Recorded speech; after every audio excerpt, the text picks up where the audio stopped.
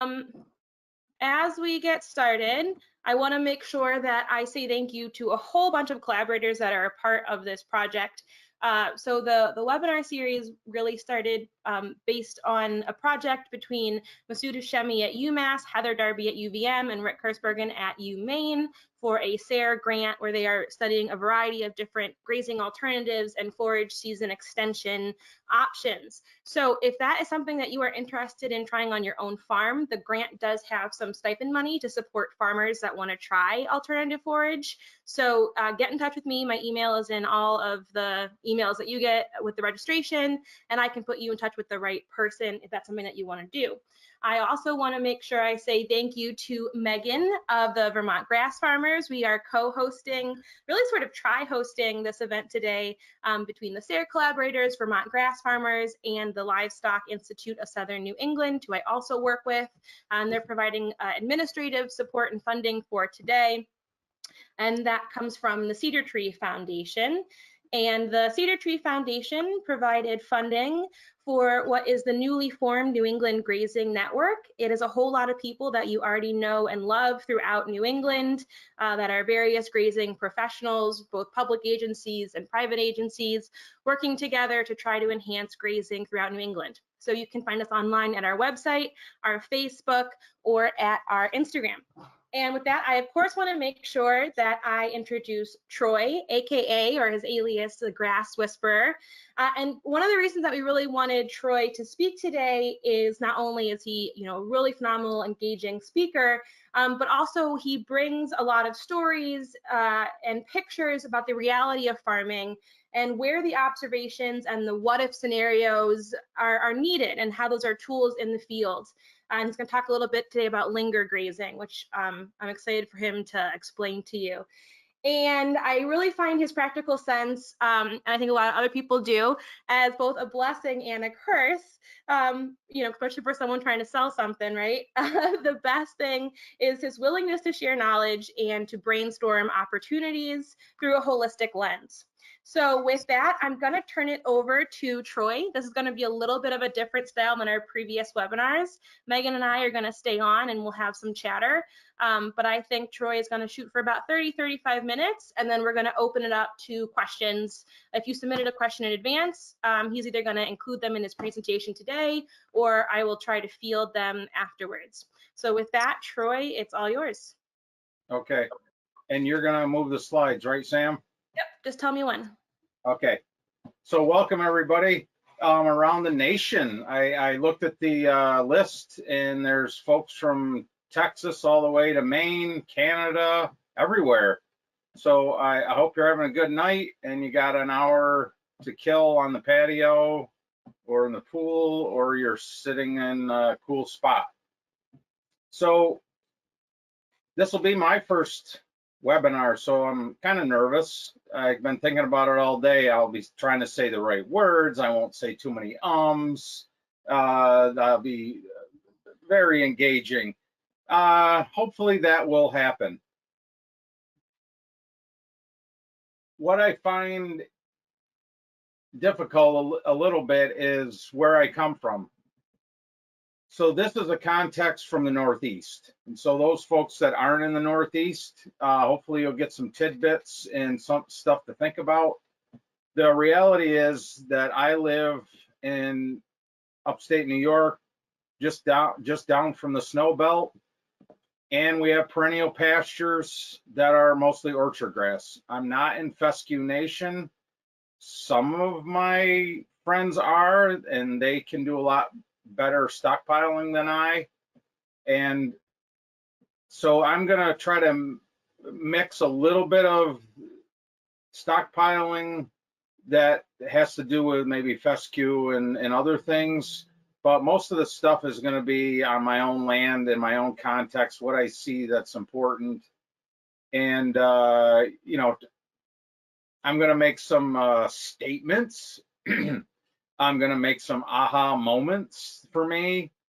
Really, what's happened is since 2010, I have been planning to stockpile pastures. And so I thought about it today. I'm basically starting my stockpile today, whatever I'm thinking about, my program.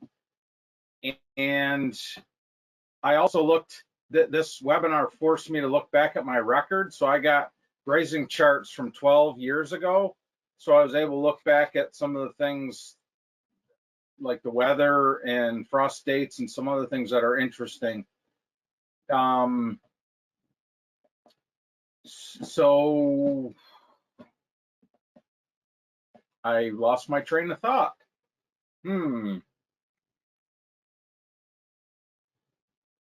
Oh, I know. So the context I have is I'm not going to plow. So a lot of things I'm going to talk about, we're not going to do. So if you're asking me questions, I'll either defer or I'll try to answer them. But we're sort of in our own little world. And if you got a lot of questions, I highly recommend going to my mentors, Jim Garish, Greg Judy, Russ Wilson. Those guys have showed me the way. And what's actually happened is I technically have only been winter grazing twice in 10 years because most winter doesn't start till the 22nd of December. And only twice have I got past that. So I hate to burst your bubble, but that's kind of the reality that I have. So if you want to go to the next slide there, Sam. Dr. Sam, I mean. I looked up Sam. She's a PhD, pile higher and deeper. Woo! Yeah, you're not kidding. There's your shout out. So scale, you may be big, way bigger than us with a lot more animals. You may be way smaller. You may not have beef. You may not have sheep. You may have sheep. You may have goats. You have horses, dairy. So our operation is a custom grazing operation. We don't own any cows. I'm basically going to be talking about the last 10 years. So this is our home farm. We have had in the past a rental farm or two. So I'm just going to mostly talk about our home farm and what we're doing, but you can see kind of the layout. Last night I put the elevation. So at the highest point, it's 1150. And down by the house, it's 800. So there's 350 feet of elevation from top to bottom. So if you look at the layout, you'll see there's a stream running through. That's a sole source aquifer that we protect, we graze through, we collect the water, and we do gravity water. The red are the paddocks. They may or may not have a fence on it because I need to delineate the fields that I'm managing. And you'll see that the organic matter is higher at the bottom than it is at the top. And that is because my great-great-grandparents spread all the manure on the bottom because back in the day, there was a lot of snow and they didn't go to the top of the farm. So it's my goal for my lifetime is to try to get the top fields performing like the bottom fields. And so organic matter is one of those things that is easily measured. You can really tell what's going on. So we basically custom graze for the last 8 years. We out of the 10, we custom grazed organic dairy heifers. We're certified organic, beef cows, and actually some conventional dairy heifers. That was a variable stocking rate. So they would come in May and leave August 10th. Lately, we're into grass finishing 100% beef, no more dairy heifers. So things are different now than they were 10 years ago, and I'll try to highlight that a little bit. The main thing is goals have changed, our goals. I say ours, it's my family's goals. I'm 56 years old. I got 3 other jobs and I'm trying to find life balance. So we gave up some rental farms and life has its way of working out. So my context is that. Is that good, Sam? Okay. Yes, that's good. Okay. I'm sorry. There's a little bit of a, okay, there we go. A little bit of a delay on the slide. Sorry. So Linga Grazing. So do you know what Linga Grazing is in French? Linga Grazing. I wanted to say it in French, but it's more like Linga Grazing. Okay, that was a dry sense of humor, I get it. But basically, Linga Grazing isn't anything special other than I put a label on it because most of the things that we manage for, we see. And the grass whisperer sees the little things, and then he tries to think how it affects the big things. And so instead of you keep walking by something every day, you don't see it, and then that one time where you linger, you see, I don't know, dung beetles, or you see something different. You see a plant getting attacked by a pest, or you see a cow eating a thorny horse nettle. You know, why is that? So a lot of this has to go back to our active observation, and so that's why I coined the phrase. I like it. It's not management intensive. It sure is, sort of. It's not mob grazing. It's not rotational prescribed grazing. Da, da, da, da. It's just something to. It's a tagline. I get it. You know, maybe I'll be known for it. Maybe there'll be a book, Linga Grazing 101. Okay, Sam. So I'd like to say that I had help from Sam and Megan on this because there was I know that you love word slides, so I made a ton of them, and then I got shot down, and they said no word slides, no. So we really did try to help the audience by not going crazy on the words. So Stockpiling 101, what is it? So if I had to come up with a phrase, I basically call it a deferred forage that you're going to use later on. And it can be in the summer, could be in the spring, could be in the fall, could be in the winter. But you are deferring some forage or some crop like cover crops, corn or whatever. You're deferring it, you're letting it rest to feed animals. So the next question is, you know, why do it? Well, I do it because it makes me money. So the more on a custom grazing farm, grazing days are money. So the more grazing days, the more money. And the good news is the more I graze somebody's cows at $1.20 a day, they're up here in central New York, we have bought in feed and wintered cows, and basically our winter feeding cost is about $2.65 up to $2.80 a day. That seems high, but when you figure all your labor and tractors, so $1.20 versus $2.65 is a big jump. So my customers want me to graze their animals for $1.20 a lot quicker. Or more. They want more grazing days from me. They make more money, and they don't have to buy as much of that expensive feed. So can you do it? So yes, you can. You just have to plan, and your plan and your reality and your intelligence are all going to be tested. And just a quick story, my friend Dina Brewster out in Connecticut, she did some stockpiling with 20 sheep, and she basically used the margins around the orchards and around the vegetable plots and came up with a plan. And by the time Christmas came around, she made $1,000 extra on 20 sheep. And you're thinking, what?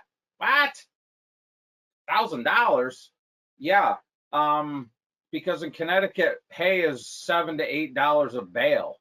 So she saved a ton of money on hay bought in.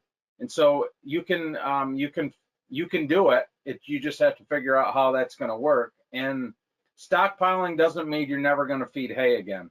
For us in the Northeast, unless climate change really comes into full swing, we're going to have lousy weather.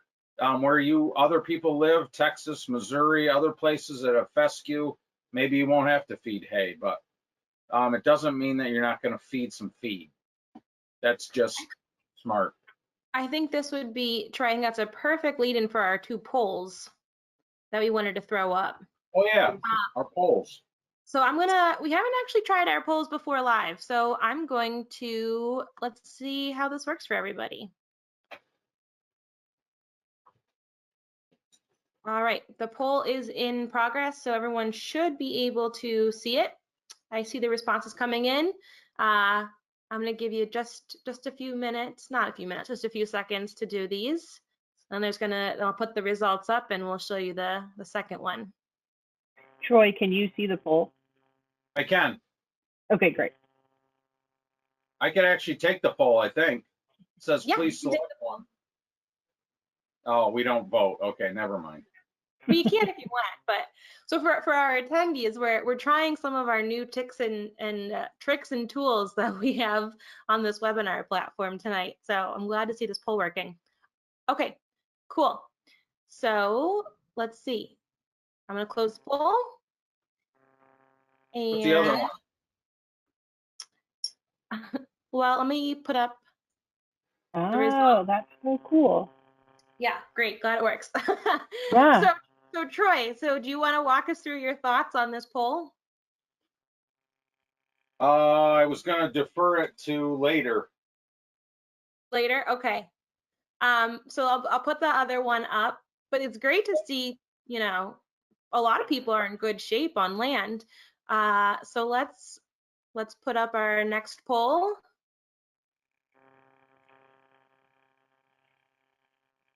All right, here's our second one.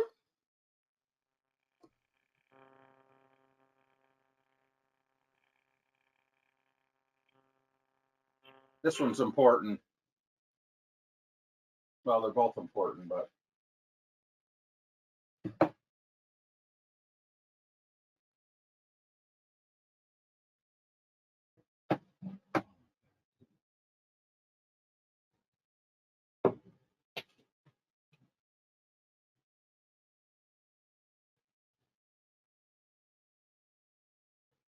So everybody should know that, and let's see, you should know that cost very quickly.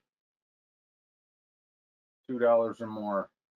Wow, 24%, 50 cents or less. Although that 18%, Troy, I'm sure you have some feelings. No, okay. All right. Well, that just gets us in the ballpark. Great. Okay, we're already 20 minutes in. Ow! Okay. No pressure. No pressure. So, Kick the Hay Habit is a book I highly recommend. Jim has mentored me. I believe in what he's doing, and you almost have to believe, and you've got to give it a try if you want to. So I suggest find a mentor. It could be somebody in your neighborhood, somebody online, somebody you read from, but it's good to get somebody have advice. You should do your homework, meaning finances, and your animal to acre ratio. Can you do it? What is it going to cost? What your wintering cost is? How you're going to get that down? And could you use some extra money? That's the incentive for me, not soil health, which is a good one. Animal performance is good, but I like money. So that's why I'm doing it. Okay, next. So unfortunately for stockpiling or grazing in general, there's a lot to think about. So this is just an exhaustive list that you can get at the end of the presentation. I believe it's on a SARE grant. It's something that helps you make decisions, all the things you should consider. That's crazy. Ian Michelinus talked about chaos. There's a lot of chaos in there, trying to figure out your goals and cow numbers and when you should do this and when you should clip and when you should go on vacation. And there's a lot of bottlenecks and things you need to consider. So that's part of this whole process of moving towards extending grazing. It doesn't just start today. It should have started months ago, or it should. Okay. So these are statements, I suppose. So for me, stockpiling is forage inventory management. Ooh, for FIM, forage inventory management. So stockpiling is nothing more than an add-on of a total grazing plan, in my opinion. The management of a grazing operation and should have a plan and should have monitoring and practiced all year. It's not like, okay, I'm gonna graze this way and then I'm gonna do stockpiling. It's sort of all in one. I was sort of the naysayer. If you want to extend the grazing season, you know, I was looking to somebody else to kind of do it for me. I got to do it. So if I want it to happen, I've got to figure out how to do that. And I would say you take it in small bites. You do a little bit the first year, maybe you go all in, maybe you got partners. Start small and work your way up. That's way you won't get overwhelmed. So the other thing, if you're overstocked, overgrazed, and under management, I don't see the opportunity for you unless you change some of those parameters. And you must know your goals, what you want to do for your operation. You need to know your feed costs and things. It's almost a budget. You should do yourself a budget, a financial budget, or a cost analysis of doing extended grazing in some way, because there's a lot of ins and outs to doing it. Okay, Sam.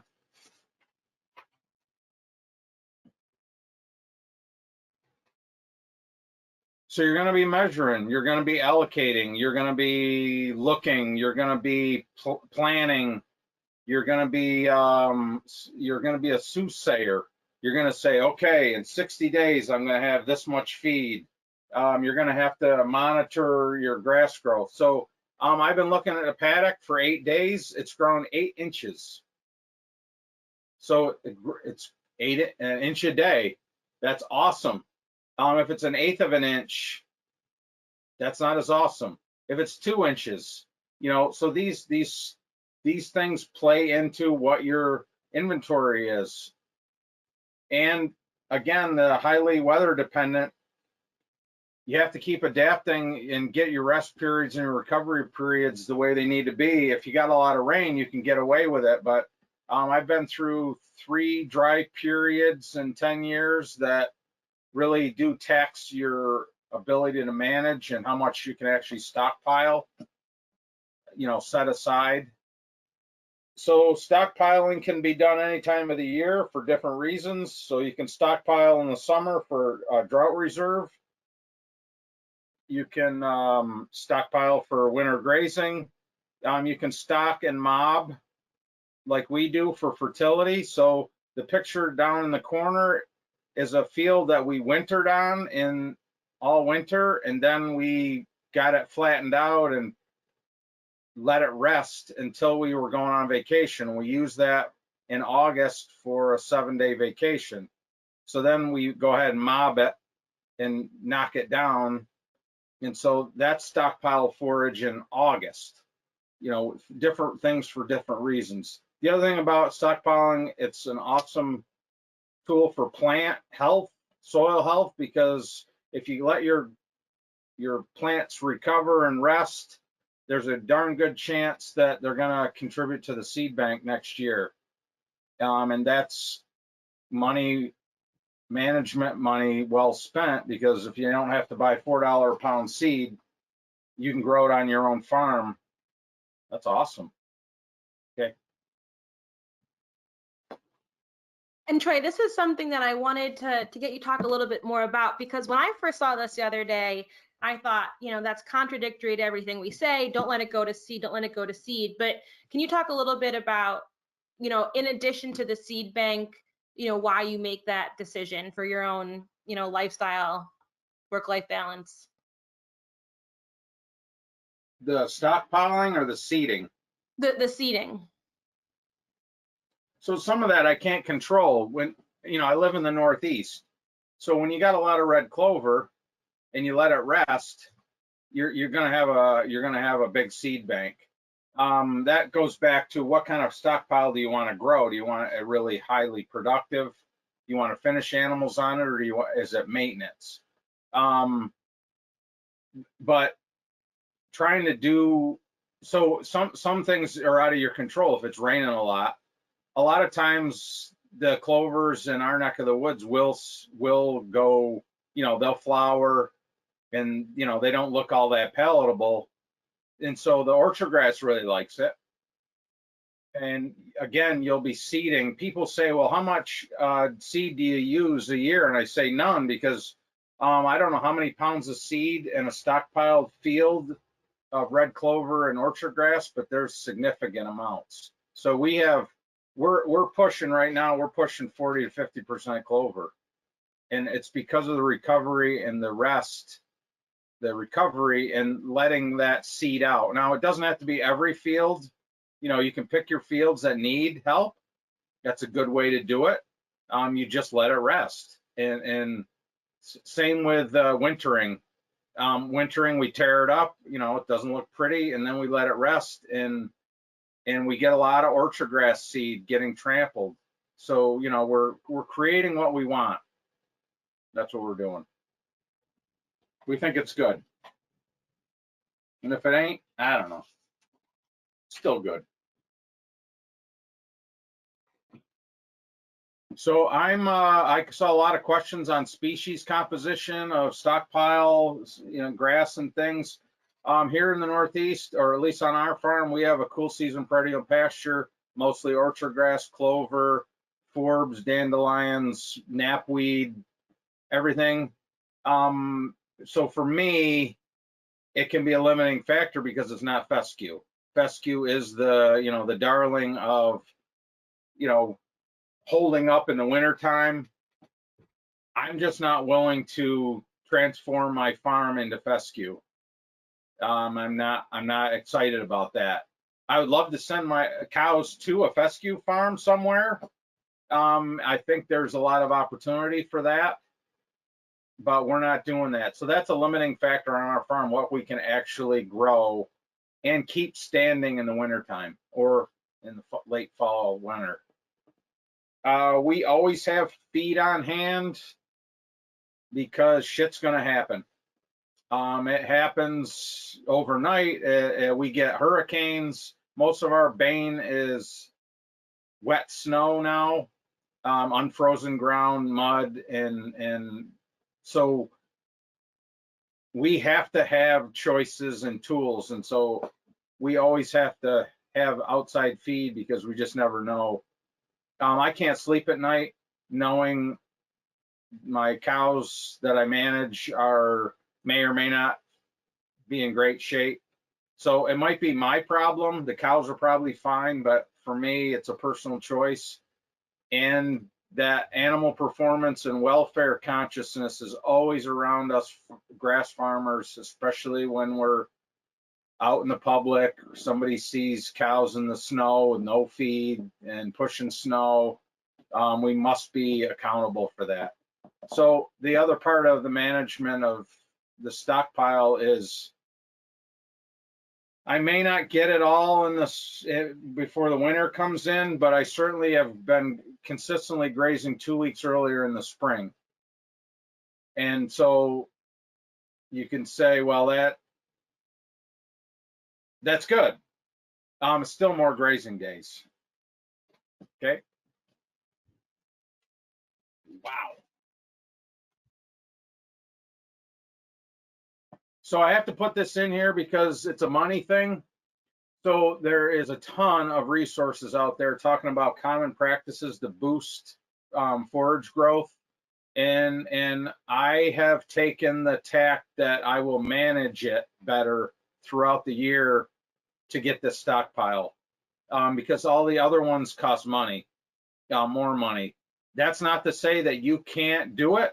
I just would love to folks to put a pencil to making these decisions on how much fertilizer, how much does it cost per acre, all the things that we know we can do, plant an annual, interseed, clipping, you can rent other land, move cows. So our common practice for spending money is we buy hay or baleage, because that guarantees us feed. So if I put on commercial fertilizer, chicken litter, or whatever, and it doesn't rain for 30 days,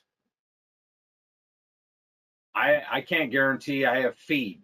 And so I have seen wrecks after wrecks after wrecks. You know, they put the seed in the ground at $4 a pound or $5, $3, so many dollars per acre, and then it doesn't rain, or it rains too much, or I don't know, the locusts come in and the grasshoppers and blah! And they spend a bunch of money and they don't have anything. And so that's why I buy feed, because feed, I either get the feed for free or the fertilizer from the hay for free. So a $40 bale's got $40 worth of hay in it, or $40 of fertility. So that's kind of where we are at. But close to home, if you can make it happen and you got the right weather conditions, by all means, pencil it out. The big thing is timing. You want to hit it when you're going to start stockpiling, and have a plan of when that's going to happen. And like tonight, we got a half an inch of rain. If I was going to do something, I should have done it this afternoon. So, you know, timing is everything in trying some of these practices, but they do cost money out the door. You just better hope that you get your investment back. Okay. So these are a continuation of the ahas, things that are happening to us here. The unpredictable weather and moisture. So if it doesn't rain, we don't get as much stockpile. And if you're tight on land and you need forage and you don't get rain, and you've committed a lot of time and energy and you still got to buy hay, you are defeated. I'm defeated. I've been defeated a couple times. Or you grow it and it's doing good, and then in November, you get 3 hurricanes in a row and it turns to mush. Or you get a wet snow and 25, I think I've lost 30 acres one time of beautiful stockpile into worm food.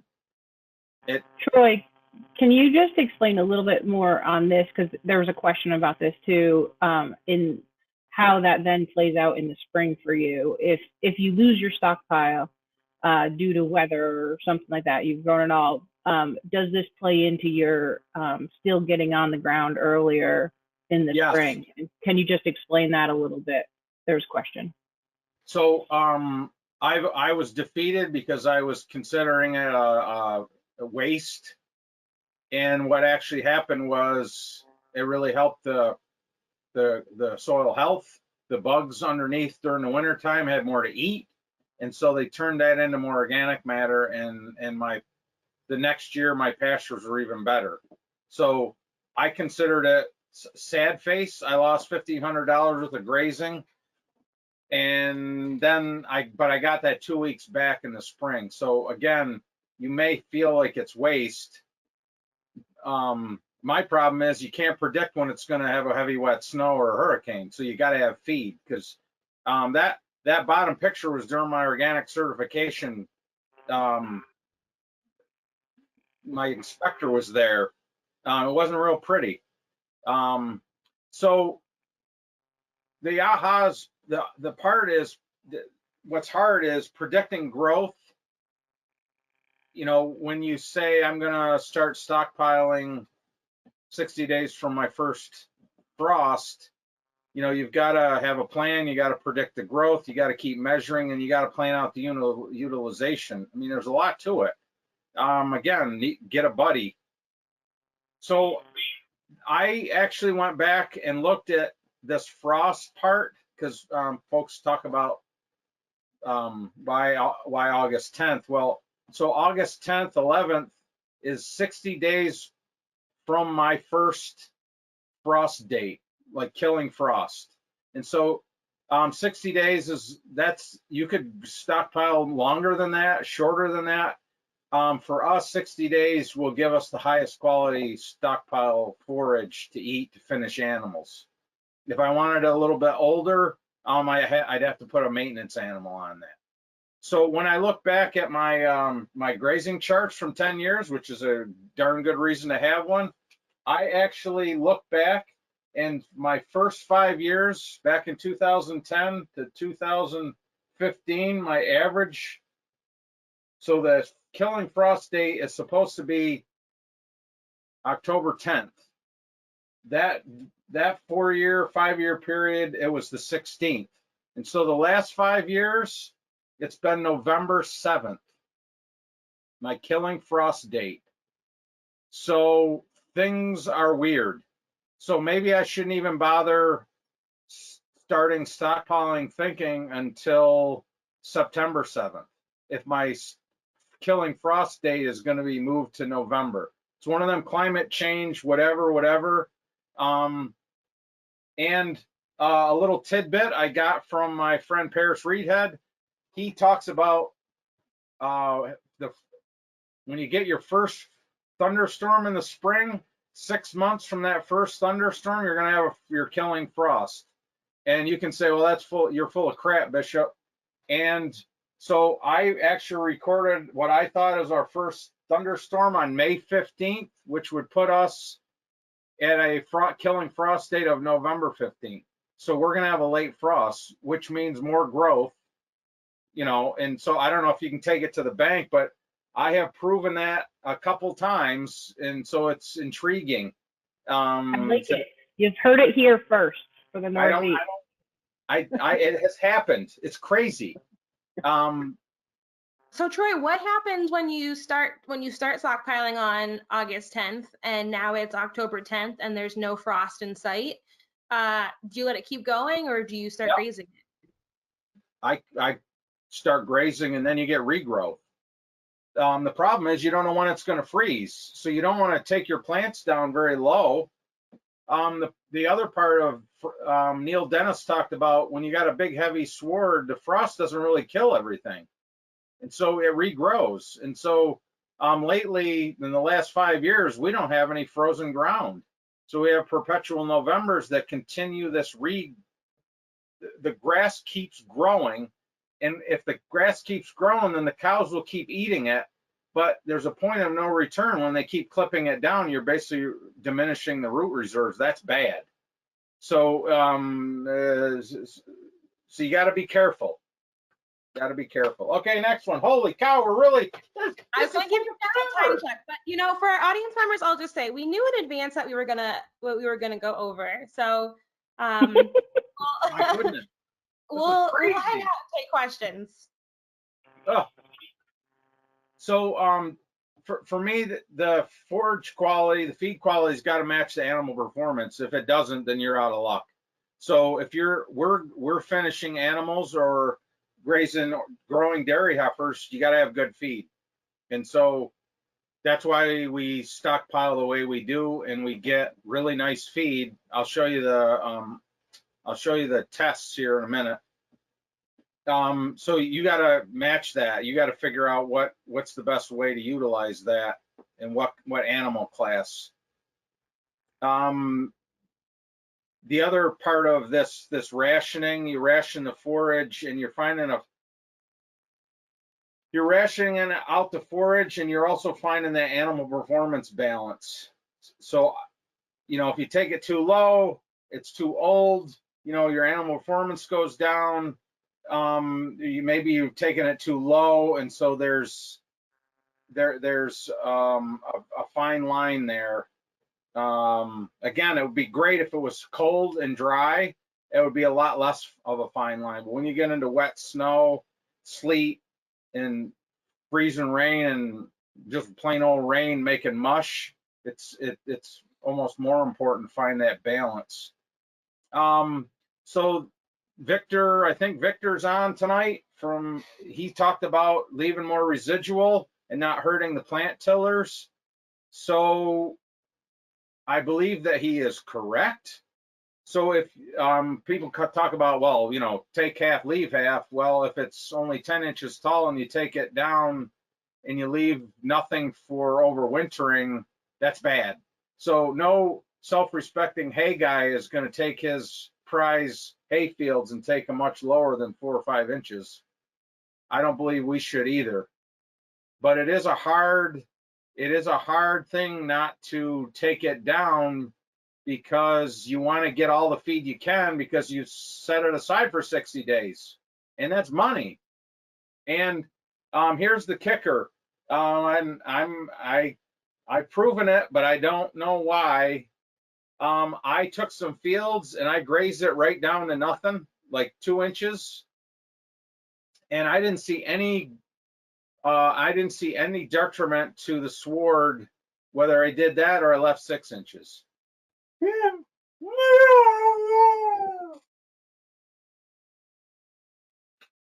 So I don't know what to say about that. I believe that the plants were rested, fully recovered.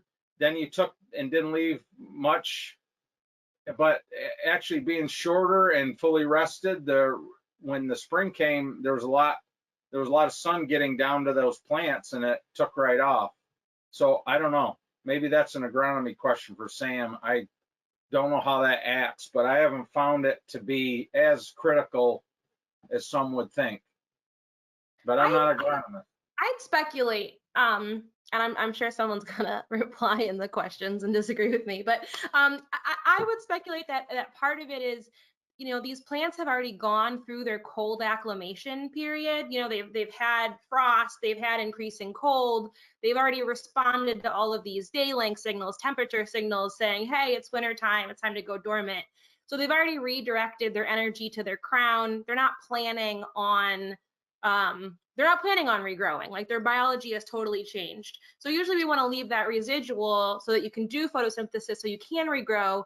But also part of it is you don't want to damage the crown, and that's the big problem with grazing too low, is you risk damaging the crown, which is the point of regrowth.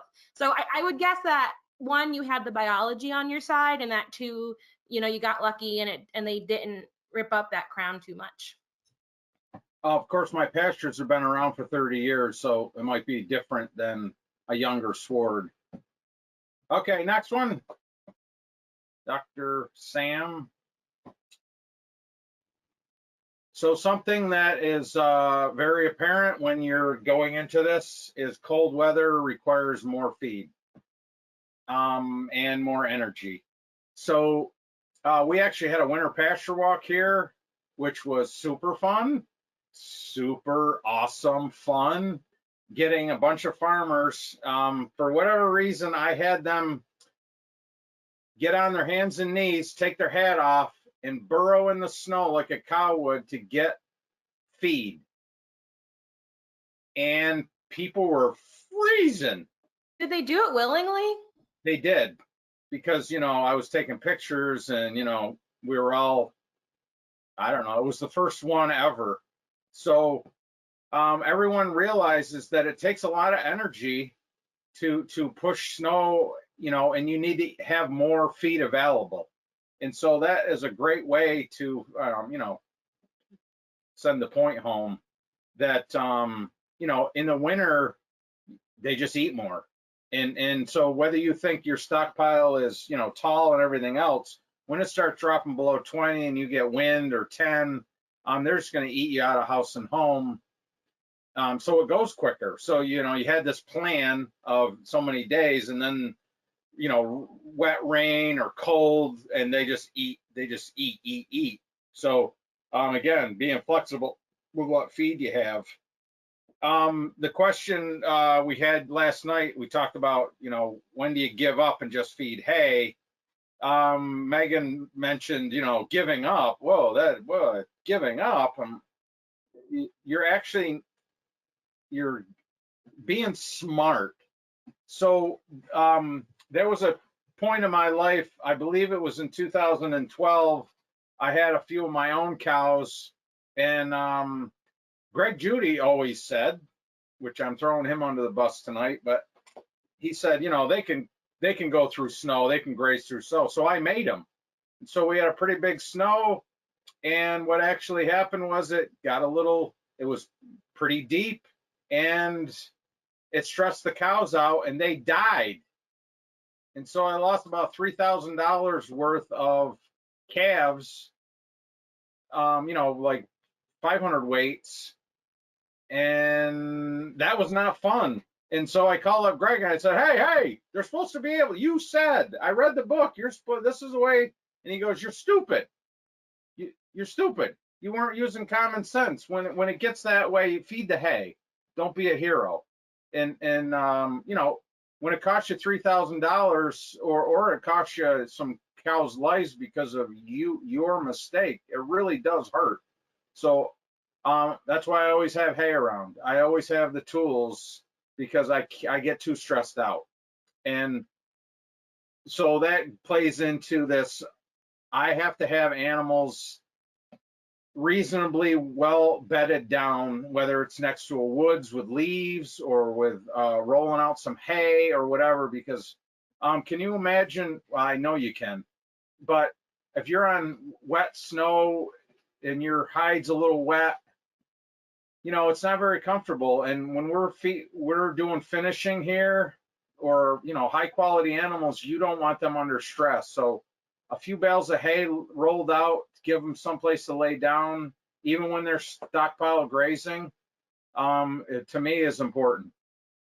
And so those places and those shelters and sacrifice areas, along with the water, they have to be seamless. You can't be thinking about it. If there's a storm coming, and we all have the Weather Channel, we're not from the plain community. We all have technology. We know where the snow's coming or the hurricane. Move those animals to those appropriate places. And so I have waterers that, you know, fill up and they drink. And then if for some reason they break or something, they freeze up, I go right to the creek. I have to, you know, I open up a gate, break the ice. I have to be flexible, and watering points, shelter, sacrifice areas, and everything else. I got to be really flexible, because before I wasn't, and I was stressed out, and that's bad. We need to be flexible, and so the best experience is something that after it happened, and that's what happened to me. Okay. Gentle reminder, it's 7:52. Yeah, I know. That's crazy. There's a couple more slides, but we'll be okay. Jeez, I thought I was talking pretty quick. So in 2014, I did a whole series. You can go back and look at it. It's pretty interesting. Because I put myself out there. I was the, you know, I held up the flag. I'm going to do this, and here's what it looked like.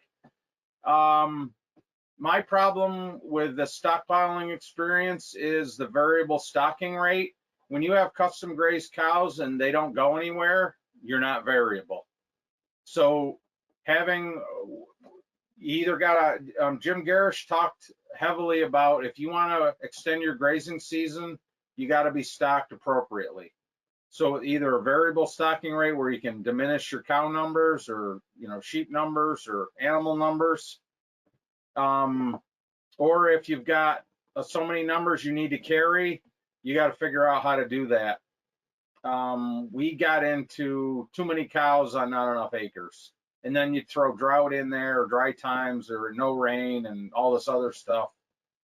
There's too many cows. So if you want to continue to plan to do better on stockpiling, you better have a better stocking plan for that extended grazing period. You'll be lower. So we're generally at 2 acres per animal unit, or a little bit more. Again, I talked about, we start August 10th, because that's 60 days back from our first killing frost, which I told you is not true.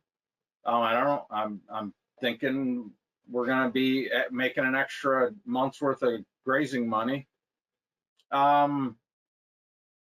So we continue to monitor the growth. We measure. I got an inch of growth every day. The last 8 days, that's good. We pray for moisture. So my ideal time is pray for moisture, August, September, and then be dry, completely dry, like a drought, October, November, December, January, February, and then rain again. That'd be awesome. But it doesn't happen in the Northeast. Probably happens in the plains of Alberta or someplace else, but not here. I did measure my field out here. We're definitely striving for over 3,000 pounds of dry matter per acre. I measured mine today. I'm at 4,800. And I'm only going to take a little bit of it. You know, that was my next strategy here. But because we got elevation, our grazing stockpiling plan is to try to get them off the top of the hills before the shitty weather comes.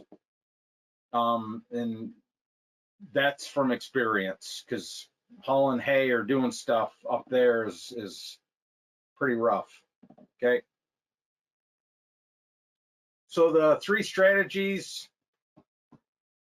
So you'll find if you've researched this at all, there's lots of strategies, but what we've done is we set aside specific fields, so many acres, you know, 30, 40 acres for full recovery, and then we graze the other ones normally. That's freaking awesome. When you have moisture, when you don't have moisture, you're going to have to go into those other fields. Maybe you can move them to a rental farm like we did. So we did that initially. Then we have had a rental farm for over 20 years. And so we moved the entire herds over there for 50 days and then moved them all the way back to our farm. And then we utilized the rest of it. Right now, because we don't have a rental farm now and we don't have as many cows now, we're basically going, we only have 40 head. Our plan now is to what Greg Judy has described a little bit as grazing up. So we're moving them quick and letting them take maybe 3-4 inches and move. So we're actually speeding things up so we can get 2 grazings within that stockpile phase. We tried it last year. It seemed to work okay, but again, if you got to have moisture. And our strategies are changing because our goals are changing, our life balance, our money, our family time, vacation, and other things we want to do. Okay. Other options that we've done a little bit of, and I know from my friends in Canada who've had a drought, you know, we have limited the stockpile to make it go longer. So instead of, you know, putting them in a field, we might give them a little bit, and then we bring them back to the barn or a place and feed hay. Generally, we won't be back fencing. It does take a little more laneway work and things, but, you know, that's a way to make the stockpile go farther. Renting other land and, you know, sending them over there is an option. Something we haven't tried, but it's certainly people are capable of working with a crop farmer where he can plant the annuals and the livestock complement his operation and yours, and you can come up with a financial package. Back in the earlier days, we actually sent tractor trailer loads of cows to Mississippi for the winter and graze, so they were on grass their entire life. It was 26 hours from our house to theirs. It was rough on cows. And then we could take a vacation. And the other possibility is don't do what you can, put on as many cows as you can and forget about stockpiling. You know, whatever makes you more money and helps your soil and does the things you want to do. So basically our weak link, which I have not been able to, you know, I'm still learning from Russ Wilson and others of how do I go from January 15th to April 15th? I don't know how. I don't know what kind of magic crops I got to grow or whatever, because we're in the snow belt. So I'm still looking for answers on that one. You got questions? Well, we are going to have some questions. Do you want to go rapid fire through your last couple of slides? Because I think they're important. Well, so most everybody knows that I have a grazing plan and I use it judiciously. It doesn't have to look like this. It can be anything that you can use, but planning it out and having a counsel with another person, and keeping all the things straight is super important. Now I can go back 10 years, 12 years and look at what happened. It's invaluable for me in terms of trying to get a quality of life, good animal performance, and then making quality decisions. I know it's a little piece of paper and I know it's got a few lines, but you got to have a plan. And that's one of those things that I try to get Russ and Greg Judy and others to show us your plan. Like, what does a plan look like? And a lot of times they say, well, here's how you do it. And I'm like, no, I want to see the battle plan. I want to see the recovery rates and all those things. And so we really need to double down on some of that. You really need to, if you're going to do a grazing plan or a grazing chart or monitoring, you got to know your supply and demand. And there are hundreds of resources to figure out cow needs that match with acre needs.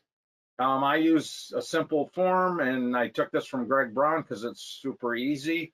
There's tons of other ones, but you got to do a little math.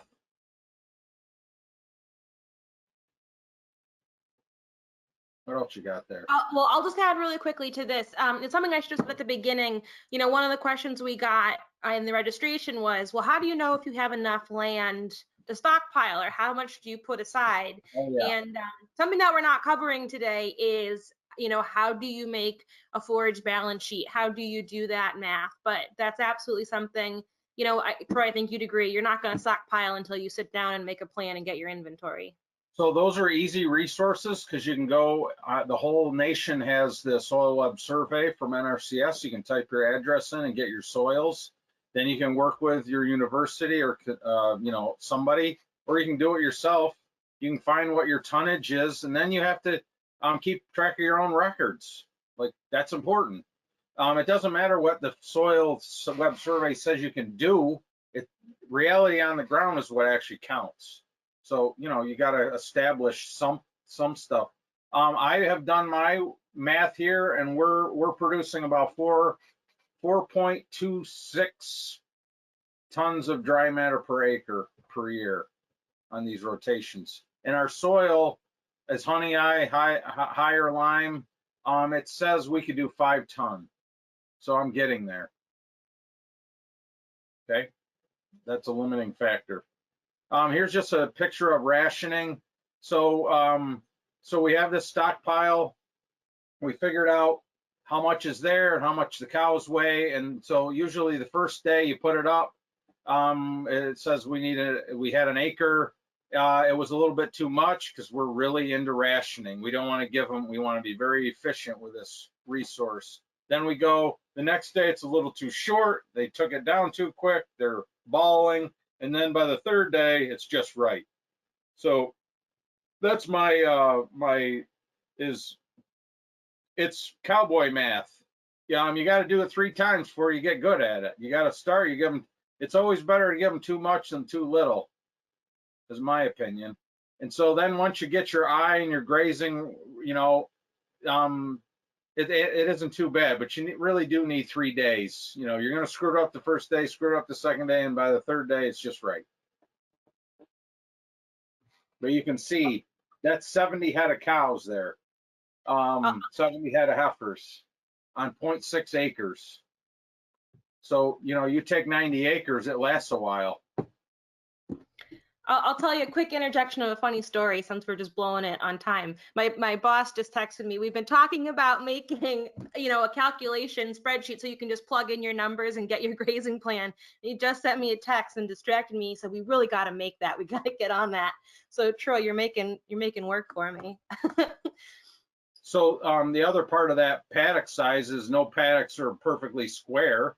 You know, they're all kinds of funky. you know, they're squares, they're rectangles, they're triangles.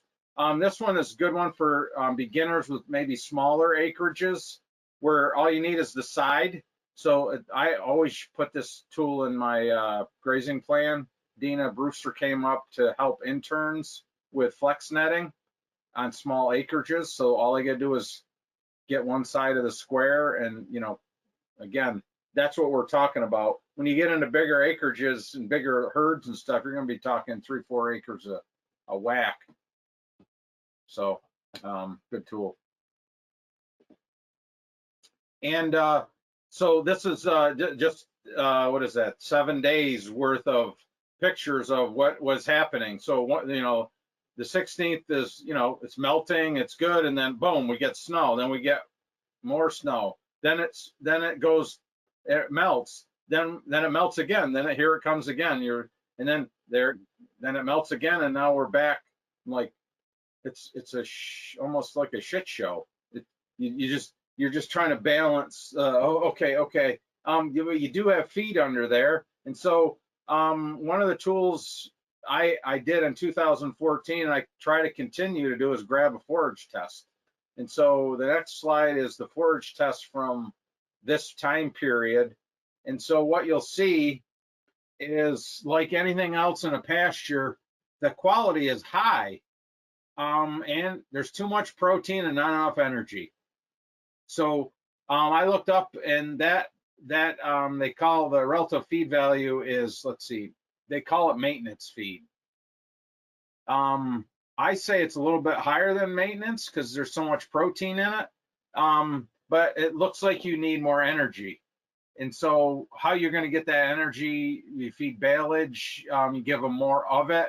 I'm not quite sure because I'm not a ration balancing person, but you got to have the animals that match that. Otherwise, they won't perform. They'll lose weight. And this was an anomaly. So this is crazy, but on December 11th, this sat for 118 days, and it's almost as good as a May pasture.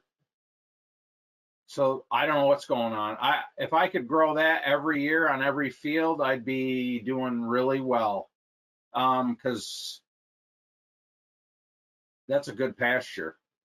So what that I've only duplicated that once. So I believe that was a wintering paddock. We'd wintered the year before, so I had a lot of fertility. The plants were probably really healthy, but that rest period you would think would go right downhill with quality, and it actually kept. It stayed really high quality. I don't know. Okay. Troy, we have a question just about that, about your forage test. Do you, I guess about monitoring, do you monitor your stockpile, or, you know, do your forage test? How often? About every couple weeks. Once you know, you can do it for, it's good to do, practice a little bit, and then you're going to get good with your eye, and you're going to see stuff. Don't highball it.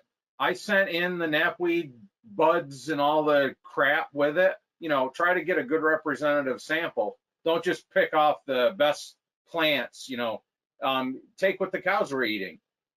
You know, even the leaves, you know, put them in the package just to give yourself a good representative sample. But for 12 bucks, it's a good tool. But after a while, you're like, yeah, I can see it. It's good. But again, that is a planned activity. That's only 60 days worth of rest, recovery. That's the kind of stockpile we're trying to grow, because we're finishing animals. If we wanted a longer stockpile with higher mass and maybe older feed, may want to start earlier for dry cows, then you're going to be doing things a little bit differently. So this resource page is one that these are all checks all the boxes for me. YouTube's awesome. So you can learn a lot, as much or more from these as what I've flat my lips at this evening. Yeah, and I will say, we will, a bunch of people asked us if we could make the PowerPoint, they emailed me and asked me if it'll all be available afterwards. And so yes, the recording will be available. We can post the resources as well, so anyone that wants those. And I will roll into questions. I know we're over on time, but like I said, we knew we were going to do that. So Megan, I don't know if you want to field some questions. If you have questions, please submit them now. What we can do is try to field the ones for everyone that's on that we know for sure is on live right now. And then if those peter out, I do have some that were submitted before. So Megan, I don't know if you want to referee the online questions. So I got one question popped to me, was when your land base is tight, you know, your cow numbers are tight, you know, you got a lot of cows, not as much land as you need, and then you throw the drought in. And so again, I go back to that. Jim Garish talks about, if you want to extend your grazing and do stockpiling, you have to make it work. You have to come up with a strategy early on. And so if you want to winter graze, then you need to change your stocking rate and your farm to make that happen. It just doesn't happen like that. So, Troy, I have just one real quick question about someone asked about if there were grazing plans that they could print out and download. And I know that you've had some that are in Excel file sheets and stuff, and maybe we could add it into the resources for this webinar. So I would also say if you're in any state in the union, there are NRCS and soil and water professionals that do grazing, and so you should be able to access those anywhere and almost every county in the nation or every state. So I don't have to do it. Generally, because I know I've used Vermont's a couple times and Pennsylvania's. They're all pretty similar, but they all have specific differences, whether it's rangeland or, you know, you're in the Midwest, or, you know, you got fescue. And so I would go local to get that information. If you can't find the information that you need, then let us know and we'll find the information for you. Yeah, and what we can do also is we have been working on, I was alluding to it before, just a plug and chug Excel spreadsheet where you can go and plug in your numbers and it'll spit out your plan for you. So once we finish that up and are ready to roll it out, we can also email it to everyone that's on the registration list, and that'll be another option. Remember, it's just a cowboy math. That's not, you know, it gets you in the ballpark. It isn't, you know, it helps you, but it's not, you didn't put it on the land yet. Right. So someone asked, someone asked about fescue and just what your take was, and I'm not sure where these people are, but they wanted to know what your main reason was and why you didn't want fescue. So the fescue, the quality of the fescue isn't great in the summer, right? It has endophytes in it, and so then you could say, well, the seed salesman says, well, there's no endophytes in it, but it's still not super palatable for what we're trying to do with finishing animals. And so we would have to change our pasture dynamic, which I've been working my entire life on this dynamic, and it doesn't include fescue.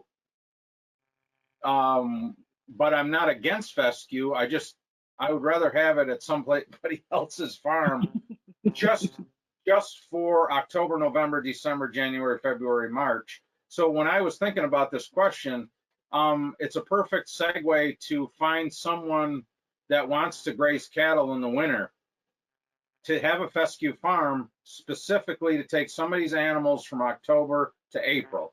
That's what we need. We need it in the Northeast. We need it on the coast. We need partnerships. And so if you can grow fescue and you can do it, then there should be an opportunity, because I don't want to winter cows in the freaking 6-8 feet of snow. When someone even as close as the lower part of Pennsylvania, I mean, lots of times when I go to the PASA conference, there's no snow down there. So they could they could do fescue. So I believe we need a forage chain, and that would be part of it. You could do annuals and other things, but I believe there's some real opportunity for that. I'm just not going to take my land and do that. It's just not as palatable as my nice orchard grass, red clover, white clover, ryegrass pastures. So Sam, that is pretty much the questions that are coming in. Okay. Do you want to ask a few of yours and then come back to me if I've got more? Yep. I'll ask some that were submitted, and then yeah, as you get live ones, we can roll back to them. So you alluded to this a little bit, but maybe you can expand on it. How do you see stockpiling and bale grazing fitting together in the toolbox? Have you used them in combination? The answer is I have. And so what has not worked well is not frozen ground. So I've used it in combination, and I have pictures of it as a freaking wreck. So I laid all the bales out, and then I strip grazed, got the stockpile off, and I did the bale grazing, but we had mud. And those bales around it was mud is my bane. It's something I get stressed out about. It drives me absolutely insane.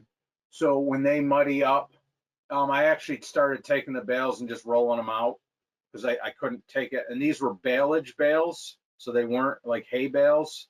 So when those 70 cows get around a bale, they just paw it right up. But I see it working well as a combination to add fertility. So you get that great recovery of a stockpile, and then you have the bales there for that extra fertility.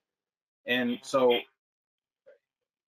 really, if it wasn't we thought that it's guaranteed to snow here. So we use up the stockpile before the 1st of January because it's a shit show here. So if we knew that we weren't going to get that, we could actually use those bale graze pastures to extend our stockpiling time, which would be a good thing to do. But frozen ground, frozen concrete, grass concrete is awesome when you can get it. And the last bunch of years, we just haven't had it, and it's been miserable trying to do these practices. That's why I'm envious of Greg Judy and some of the others that have fescue and they live in a little bit drier climate. We just don't seem to have that here. Sam, I do have one question that just came in, which is, do you fertilize at the start of stockpiling if you have a significant legume content? I don't. I have read several times that depending on your legume content, you don't want to hit too much nitrogen with it. Sam probably knows more about that than I do. Again, you better have rain. But the legume content, so that's a whole nother conversation. Jim has covered it a couple times. Is you can afford to put on a lot of orchard or a lot of clover seed for the same money as your fertilizer, and to grow that organic nitrogen right on your land instead of buying it. So you can go on his book or whatever and probably find that resource. The downside of this clover talk is clover doesn't stockpile that well. And so when I have 40% clover in my pastures, at the moment that we get too much rain, it starts to turn to mush. And cows, we have cows. They don't vacuum very well. And so if we had little sheep and or horses that could get that, cows don't do well with that. So it's sort of worm food, which comes back around where I believe that I have too much legume for stockpiling. And so I'm working hard to change my management to get more grass. because it's the grass that's going to hold up under the snow, not the legume. So there's a fine line there. How do I add it without, buying a lot of seed? And you can, grazing heights is where you can make your management change. If you graze it taller, you're going to have more grass. If you nub it down, you're going to have more legume. So trying to find that grassy balance. I'd rather have less clover for my era of this stockpiling. Yeah, and I can add briefly, the ratio of your legumes to your grasses is a natural ebb and flow. So when you have lower soil nitrogen, you get more legumes because they can fix their own nitrogen so they can outcompete the grass. And then once you get a big legume population, they're releasing their nitrogen to the grass. So then, the grass, which grows faster and is more aggressive, sort of takes off, uses up all the nitrogen, backs off again. And so you will see this flux over time of legume to grass. If one quick way that you can help just use, competition, like in the biological sense, is if you put on fertilizer, you are going to favor that grass. You are going to enable it to grow a little bit more aggressively and then outgrow your legumes. So it depends on what you want to get out of it. Megan, I don't know if there's any other live questions right now. Otherwise, I'll. No, go ahead. So Troy, I know what you're going to say to this question, but I'm going to answer it, or I'm going to ask it for the sake of asking it because it's important. How do you free up land at this time of year to allow stockpiling?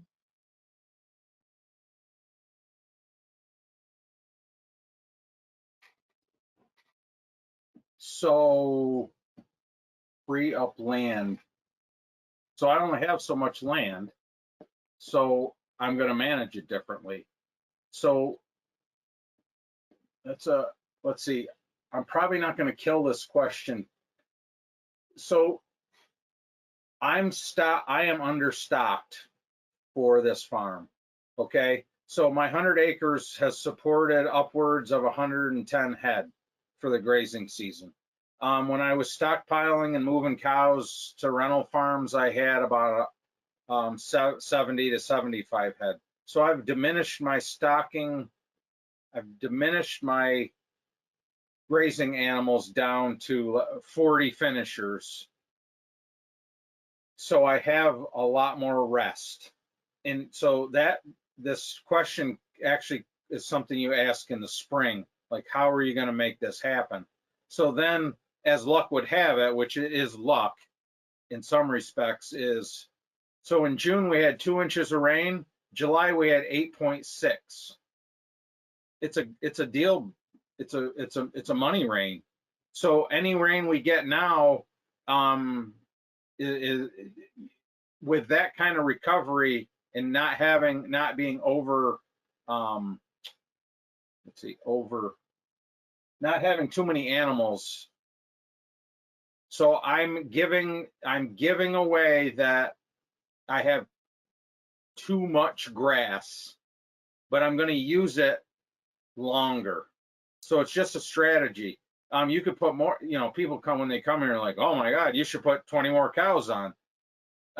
Yeah, I could, but you don't get it that I need this mass, this 22-foot mass to get around, and then I'm only going to take 3 or 4 inches of it.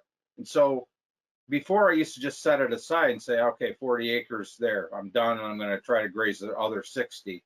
Now I'm going to take little bites. And so if you take little bites off a 12 to 16 inch plant, it's going to regrow in probably a week, that little tip. That's the premise. So I don't actually have to, set aside a bunch of land. I just keep on doing what I'm doing. And again, this is not my idea. This is something I'm learning from Greg Judy. This is stuff that he's talking about. He might be full of crap, but I'm going to go with it. And I also have a gut that it's going to be a later frost. And so if that's true, and I have this timely rain that I'm getting right now, is I can afford to do that. But I can't speak for anybody else. But it is a hard question to answer because you're so tight. You have to add this land in and have animals. And if you're already stocked pretty heavy, you know, you can't just say, well, I'm gonna keep doing it. You've got to add more land or take more cows away or have awesome fertility. I mean, there's only a few things you can actually do, or feed hay in a sacrifice area for 20 days and let the whole farm rest. That's another strategy. I've got another question that came in. It says, the field we plan to set aside for stockpiling has some mature brown stems that didn't get trampled. Should I clip them off with a mower at this point or leave them be? It was last grazed at the end of last week. So, oh, that clipping question. Woo! So I was clipping today, in fact, because we have horse nettle and we have knapweed and they're in flower, and they think they're gonna seed and be here next year. And I said, nope. And I did use a little diesel fuel. So what we're trying to do when we do the clipping now is we get everything set back to where in 60 days you're going to have really good grass. But again, the context is, is it worth it? Those little brown stems, you know, are they this tall? You know, lots of times we're clipping to get all the biomass on the ground to absorb any August moisture. So that's another reason. And when you have those stems and sticks and that prickly pear and the knapweed, that's fertilization actually. You're chopping it up, putting it on the ground, because your cows, we can't trample as well as somebody with a lot of cows, or we're not trampling as much as we were in June because our cows can't be landscaped. You know, we're just letting them eat what they want. So we can't use that tool quite as well as we could earlier on in June. But clipping is again, getting it back to vegetative for the next 60 days. They do talk about that everywhere, about either grazing it or clipping it or whatever you got to do to at the start of the stockpile phase to get quality stockpile for October here in the Northeast. I might be full of crap. Somebody could argue that is the wrong answer, but again, your context is what kind of animals need to perform. And if it's an old dry cow, you can afford maybe not to clip it because you don't need that high quality of feed to keep her.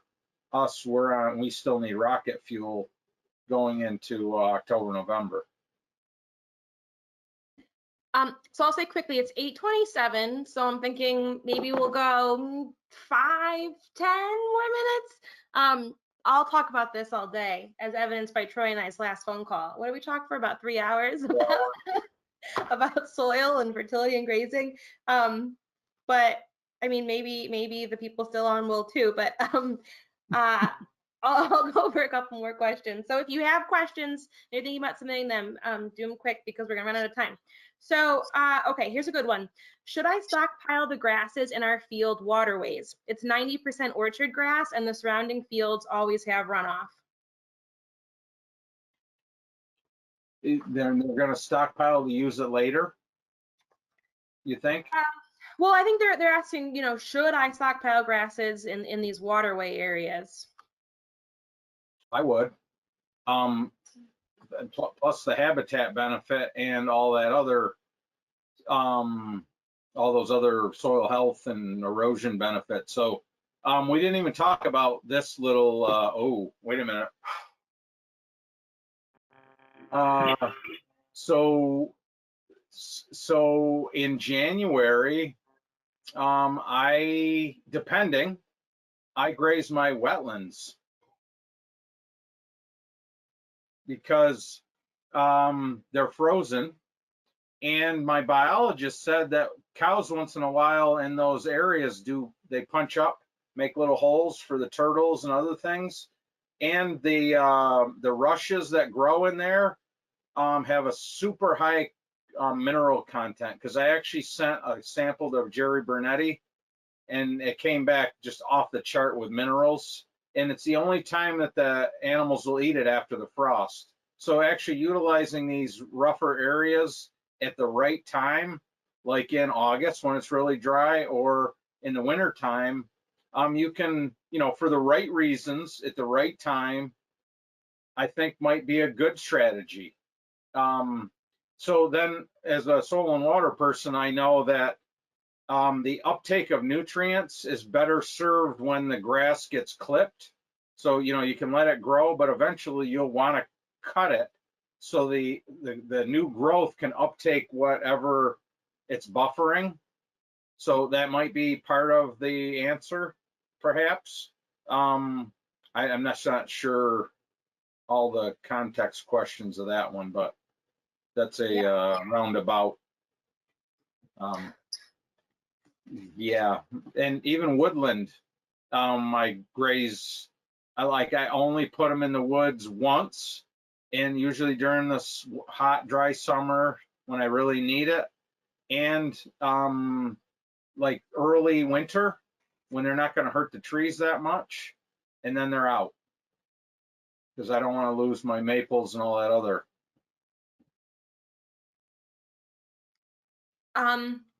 So here's more of just a general what is going on in the grazing world question. It's a two-part question. I don't know how much you have experience with the first one. The first part is, does multi-species grazing make winter grazing easier or more difficult? The second part of the question is there anyone that is doing year-round grazing other than the sacrifice field method? Oh, and the name, so I'll get the second part. So the two people that I know in my region that I look to answers are John Burns, is a farmer in Steuben County, I believe. It may not, he's probably at 300 days. I've seen it. He's got, and then Russell Wilson, Russ Wilson, he's on my resource page. I believe he's got 300 days in. And so I keep scratching my head going, well, what am I doing wrong? Why can't I do that? And so again, when I actually look back at my grazing charts, I used to graze 180 days, and now because of people that I've learned from, I'm averaging 232 days. So it's not terrible, but it's far cry from 300. So those guys, other than that, I'm not really sure. Greg Judy is in Missouri. He doesn't live here in New York. So, and he has 6 acres per cow. So it's kind of a deal breaker. I mean, it's good. He has tools. I just don't know folks around here that are at that 300. We need to know who they are because they're the outliers. They have the forage chain. Again, I think some are shipping their animals to Virginia and let them graze fescue. Again, I believe there's still this partnering. What was the first part of the question? Does multi-species grazing make winter grazing easier or more difficult? I don't have experience with that. I have seen, so the folks that I have seen do it, the cows stay in flex netting. They're very efficient. It's almost a fencing issue. The sheep are actually pretty good. What I find fascinating about those farms that I've seen, they have workhorses, and so the workhorses are the ones that they for some reason just hate hay. They just want to graze, and so they take their big old foot and they break the pattern and break, and they dig, and then the little sheep come behind them, and then the cows go, oh, can I do that? And so it's kind of an interesting choreography watching the 3 species kind of go at it. I know from fact that my goats, we had dairy goats here, they hate snow. Like they could, as soon as you had snow, it was like a fence. So, but sheep and others, I don't see why other than a fencing issue. Yeah, it's doable, definitely. Great. I'm gonna scan through this quickly and try to find one last question. I'm gonna try to make it a good one to end out here on. Oh, let's see. 1 second, bear with me. I have a quick one from online, and I think I know Great. your answer to this, Troy, but I'll let you answer it. Do you plant trees in your pastures to silvopasture? No. I plant trees on my pastures and make shelter breaks. So they're specific for wind and shelter, not cows are not going in there and doing silvopasture. What species have you been planting? It may not be right, but tamaracks do really well here, and I do honey locusts, black locusts, and believe it or not, we put in lilac because we had them, and American cranberries done pretty well here. I have a couple of sycamores, but generally those maple. Mm-hmm. Yeah, maple. Okay, so you know what? I lied. I'm going to ask you 2 questions, but I'm going to ask them at once, and then these will be our last ones. So the first question is, at what point do you know or do you think that your stockpiled grass has lost its nutritional value and it's time to feed hay? And then to dovetail into that is, essentially, have you ever left your animals on too long in the winter, or it's gotten too muddy in the late fall and you've seen the consequences of that in the spring? So the first question is, I monitor the manure. So that's the easiest way to, if it's like a road apple, it's time to do something. Generally, our manure is pretty loose. It's almost like spring around here, which is good and bad. They're getting a lot of protein, not getting enough energy. And so what you see in that triangle of death, by their stomach and their rumen, they get sunk in. Lots of times, if it's getting late, I give them hay, and along with a stockpile. That scratch factor and things. So that's when you sort of supplement. Cows don't normally bawl. When they start bawling, you don't want them to bawl. They need to be not bawling. And I have mucked up more land than I care to share. The hard part is not knowing. A lot of the mud and a lot of the things is cows are just heavy animals, and so if they're going to move,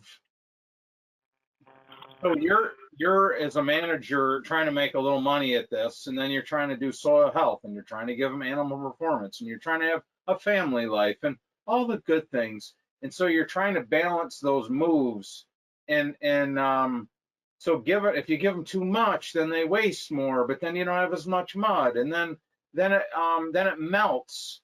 You have like a 50-degree night, and then all the cows bunch up, and then you got this big pile of mud, and then they don't eat, and then you should have moved them, and then and so then most of my issue with stockpiling and this extended grazing has been in the spring of trying to recoup some of the damage. So we don't have a lot of equipment here. So, reseeding, reflattening, redoing, these rough patches, takes a fair bit of work. That's kind of why when I didn't have a picture, that's why I like my bedding areas for animals to go to. So they, along the woods or whatever, I start rolling bales out in one specific spot, and I'll build up 10 bales worth of height and they know that they can come out and graze stockpile, and then they also know that they can go back there and lay down and do their business. Well, in the spring, I can turn that like a compost turn. I can just pick it up with my thing, and it's all right there. So that's how I avoid some of the problems that I've had. But, you know, it takes bedding. You know, it costs money. You have to roll it out, and but I found that that's worked probably better than anything to keep the feet up off the pastures. And again, I've wrote about it. I've said it. This perpetual November just is really something we have to look at in these sacrifice areas and things, because it never freezes. I say never. It's not freezing. It's freezing and thawing, and that's really hurting our plants. You know, when those cows are impacting that. So you gotta, at some point, we gotta have a conversation of, you really are not helping the land. You know, it's one thing if you're going to till it and, you know, reseed it and do the whole thing, but on a permanent pasture like us, that's our money. We can't be out destroying. And then the plants are like, I can only imagine what a plant is saying when 1 minute it's 20 and it's snowing, and then 3 days later it's 50 and melting, and then the sun comes out and I feel like I want to grow again, and then the cow comes over and steps on me and makes mud, and then it rains the next day, and then you have a hurricane, and then it's a wonder a plant can grow at all. I just feel like there's some impact so I'm at the point now where when that mud and that stuff happens, that's why we have a sacrifice place at the barn. You know, I'm not at all against barns anymore, specifically for this perpetual November or that March time frame, which makes hardly any economic sense to put up a barn. But when your pastures and your fields are getting destroyed by animals because they're out wintering somewhere, a barn might look like a pretty good investment, or some kind of feeding area or someplace hard for this climate that we're in right now. Because again, I'm not seeing this hard freeze, this frost that lasts from Thanksgiving till you know, April 1st. I don't know where it is. It's definitely hampering our management style. Okay. All right, Troy, thank you so much. Megan, thank you so much. There's actually still a lot of people hanging out with us. Yeah. They're Linga Grazing with us. Nice. So I'm gonna end the webinar for everybody. It will be posted probably sometime next week. And you'll be able to find it online, and you'll be able to find those resources or re-listen to it, whatever you want to do. Will we be able to answer? Will people be able to ask questions on that underneath that webinar? What we can do is we can get it posted on YouTube, because right now we post it on our UMass Extension website and it doesn't have the questions interface on it. So we can post it on YouTube so people can ask more questions under there if we are good about checking them and answering them.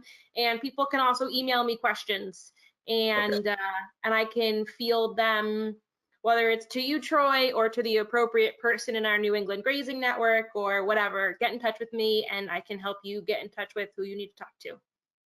No grazers left behind. Thank you all. Have a wonderful evening. Thank you. See you later. Bye. Bye, everybody.